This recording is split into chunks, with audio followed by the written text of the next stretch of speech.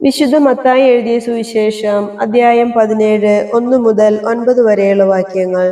യേശു രൂപാന്തരപ്പെടുന്നു. യേശു 6 ദിവസം കഴിഞ്ഞ് പത്രോസ്, യാക്കോബ്, അവന്റെ സഹോദരൻ യോഹന്നാൻ എന്നിവരെ മാത്രം കൂട്ടിക്കൊണ്ട് ഒരു ഉയർന്ന മലയിലേക്ക് പോയി. അവൻ അവരുടെ മുൻപിൽ വെച്ച് രൂപാന്തരപ്പെട്ടു. അവന്റെ മുഖം സൂര്യനെ പോലെ വെട്ടിത്തിളങ്ങി. അവന്റെ വസ്ത്രം പ്രകാശം പോലെ ധവളമായി. മോശയും ഏലിയായും അവനോട് സംസാരിക്കുന്നതായി അവർ കണ്ടു.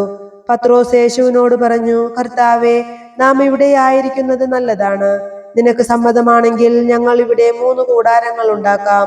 ഒന്ന് നിനക്ക്, ഒന്ന് മോശയ്ക്ക്, ഒന്ന് ഏലിയായ്ക്ക്. അവൻ സംസാരിച്ചു കൊണ്ടിരിക്കുമ്പോൾ ശോഭയേറിയ ഒരു മേഘം വന്ന് അവരെ ആവരണം ചെയ്തു.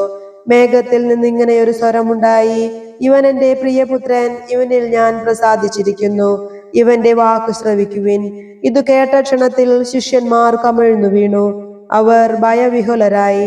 യേശു സമീപിച്ച് അവരെ സ്പർശിച്ചുകൊണ്ട് പറഞ്ഞു, എഴുന്നേൽക്കുവിൻ, ഭയപ്പെടേണ്ട. അവർ കണ്ണുകൾ ഉയർത്തി നോക്കിയപ്പോൾ യേശുവിനെ അല്ലാതെ മറ്റാരെയും കണ്ടില്ല. മലയിൽ നിന്നിറങ്ങുമ്പോൾ യേശു അവരോട് ആജ്ഞാപിച്ചു, മനുഷ്യപുത്രൻ മരിച്ചവരിൽ നിന്ന് ഉയിർപ്പിക്കപ്പെടുന്നതുവരെ നിങ്ങൾ ഈ ദർശനത്തെ പറ്റി ആരോടും പറയരുത്. നമ്മുടെ കർത്താവായ മിശിഹായ്ക്ക് സ്തുതി.